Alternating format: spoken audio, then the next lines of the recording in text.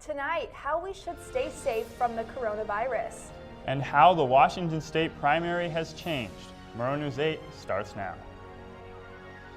West Public Broadcasting Studios on the campus of Washington State University. This is Murrow News 8. Good evening, I'm Kirsten Rosser. And I'm Zach Miller. Welcome to Murrow News 8. California announced its first coronavirus-linked death this morning. This brought the total death toll to 11 in the United States. According to the Washington Post, the death occurred in Placer County in Northern California. The individual was an elderly adult with underlying health conditions and was exposed aboard the Diamond Princess cruise. This is the first fatality that has occurred in the U.S. outside of Washington State, where the 10th death was confirmed this morning.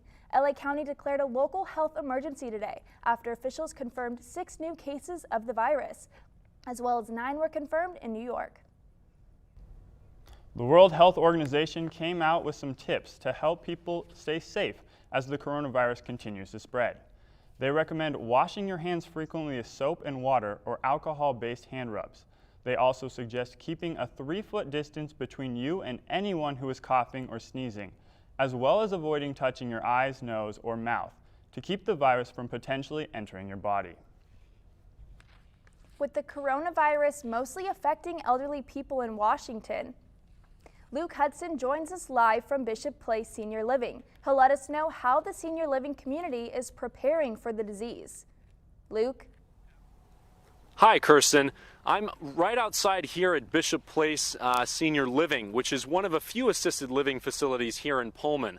Now, I spoke with, and you're absolutely right, that the elderly are one of the most vulnerable groups to this disease. Now, I spoke with Rosalind Watson, who's the Vice President for Compliance at Milestone Retirement Communities, which is the organization that oversees Bishop. She said they sent out a letter to all families urging anyone with flu-like symptoms to stay home. Now, that's obviously for the protection of all of the residents inside. Now, some of the symptoms you want to look out for are fever, coughing, shortness of breath, and any other flu-like symptoms.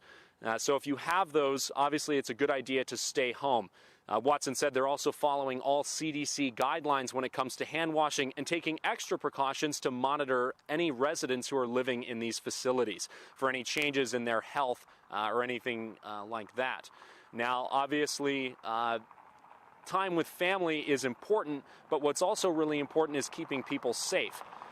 So make sure that you're taking all those precautions and staying away from any senior living facilities if you are experiencing flu-like symptoms. Live from Bishop Senior Living, I'm Luke Hudson for Murrow News 8. Thanks, Luke. Back to you at the desk. Super Tuesday was yesterday, and the 2020 Democratic presidential primary election results are in. According to the Associated Press, Joe Biden is in the lead with 566 delegates. Bernie Sanders is close behind with 501. Elizabeth Warren is in third place with 61 delegates. According to the New York Times, Biden won Democratic primaries in states throughout the South and claimed one of the bigger prizes, Texas. Sanders claimed the states of Vermont, Utah, and Colorado. According to the New York Times, California is the only state that has not finished counting their results. However, Sanders is projected to win the state based on current predictions. Although former New York City Mayor Mike Bloomberg said he had high hopes for Super Tuesday, according to CNN, Bloomberg decided to drop from the race Wednesday morning, despite early projections that Bloomberg would win in Oklahoma, Arkansas, North Carolina, Tennessee, and parts of Texas. The Democratic primary left Bloomberg with one victory, American Samoa. After dropping out, Bloomberg decided to endorse former Vice President Joe Biden. Coming out of the Associated Press, there are still 1,991 delegates that need to be counted for the Democratic Party election. Washington State and Idaho will be a part of the next Democratic primaries, which will take place on Tuesday, March 10th. When we come back, find out why a mistake on your primary ballot could make it invalid. I'll have the story when we return. 1 in 3 adults has pre-diabetes. 1 in 3. That means it could be you, your favorite brother, your other brother. You, Yes. your football buddy, your football buddy. You, the boss's boss. If 1 in 3 adults has prediabetes, that means it could be you, your barber, your barber's barber. Nice work. Thanks. You, your plumber, Breathe right into your foot. your plumber's masseuse. Yes. You, your dog walker, On your left. your cat jogger.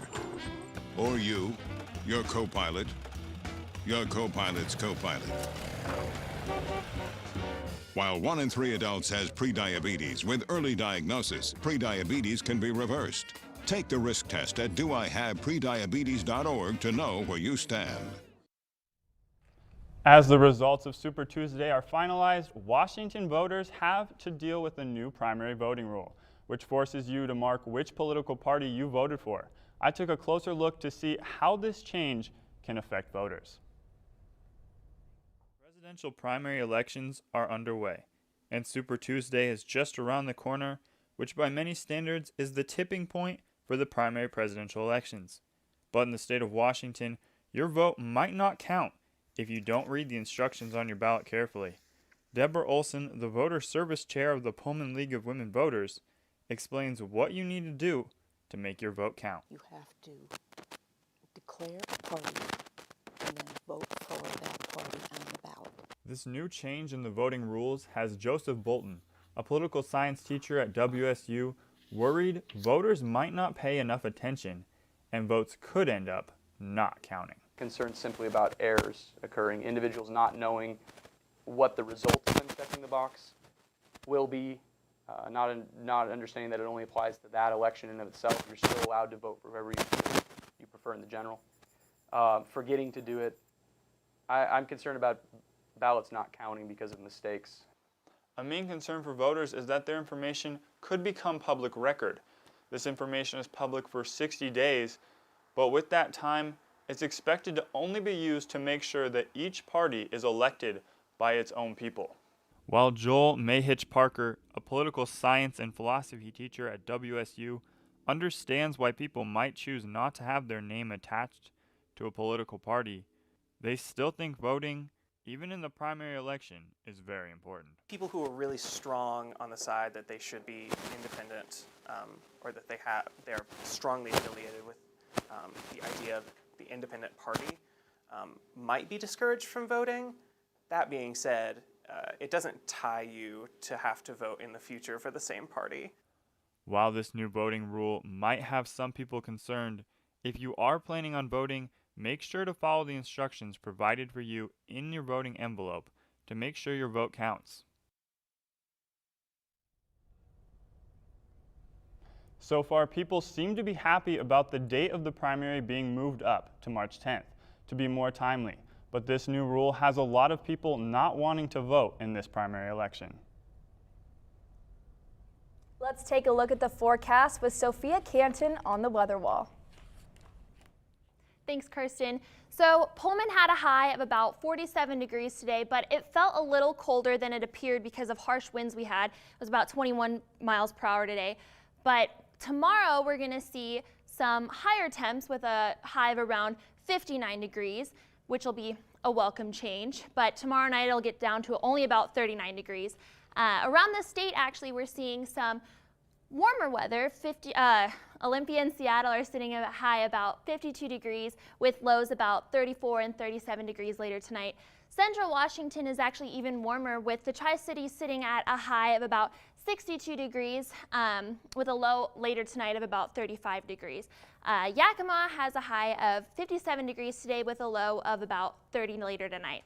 As I said before, Pullman has a high of 47 degrees and Spokane has a high of 48 degrees. So the rest of the week in Pullman is going to look a little bit different. As I said, tomorrow we're going to have some higher temps with a high of 59 degrees with mostly sunny skies, which will be a welcome change.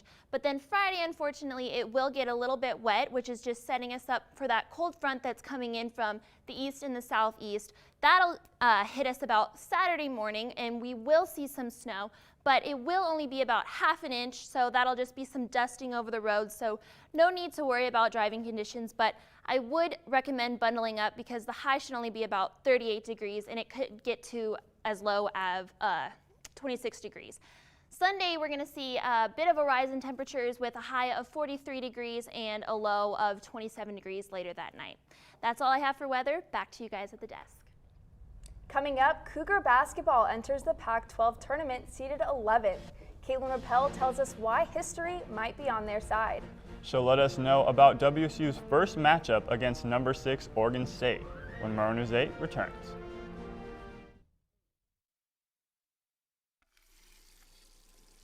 Let me tell you about the toughest guy on earth. He does the work of 2 jobs, but only gets paid for one. He's tough enough to feed the man that gave him a lifetime of nourishment. He has the crazy strength to lift the man that raised him up without even flinching. That's right. No employee of the month bonus check here. This guy, no, this warrior, will always be by his father's side, even if his dad will hardly remember. Good luck finding a gym to train for that. If this guy isn't the toughest guy on the planet, then I don't know who is. Caregiving is tougher than tough. Find the care guides you need at aarp.org/caregiving. The women's basketball team begins the Pac-12 conference tournament tomorrow in Las Vegas. The Cougs are seeded 11th and will go against number 6 Oregon State, who they just lost to on Sunday. WSU earned the number 11 seed by finishing the conference regular season with a 4-14 record. This is the Cougs' 19th appearance in the Pac-12 tournament. The last time the Cougs were the 11th seed was in 2012, and they had their first ever victory in the tournament against Oregon State. This is some footage from that game, so hopefully history can repeat itself. Redshirt senior Borislava Hristova enters the tournament hoping to break into the top 10 on the Pac-12 women's basketball all-time scoring list. Men's basketball hits the road to play Arizona to wrap up their final weekend of the regular season. The Cougs will play the Wildcats tomorrow. Earlier this season, the two teams met in Pullman and the Cougs lost 49-66. But last season, the men swept the Arizona schools on the road. Seeding for the Pac-12 tournament is beginning to show, with the Cougs currently looking at 9th seed. With 2 upcoming games this weekend, the Cougs could earn the 8th spot or potentially drop as low as 11th. That's all from sports. Back to you guys at the desk. Coming up, shot through the eye and he still survived. The number of area law enforcement leading a processional for a brave and lucky K-9 officer. When Murrow News 8 returns.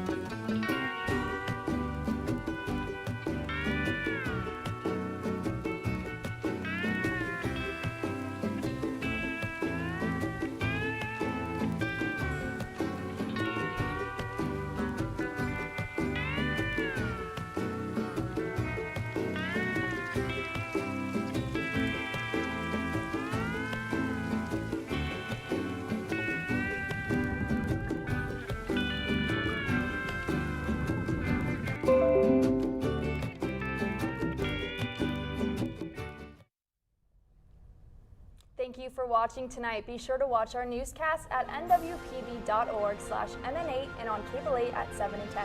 Don't forget, you can also follow Murrow News 8 on Facebook and Twitter. Have a good night.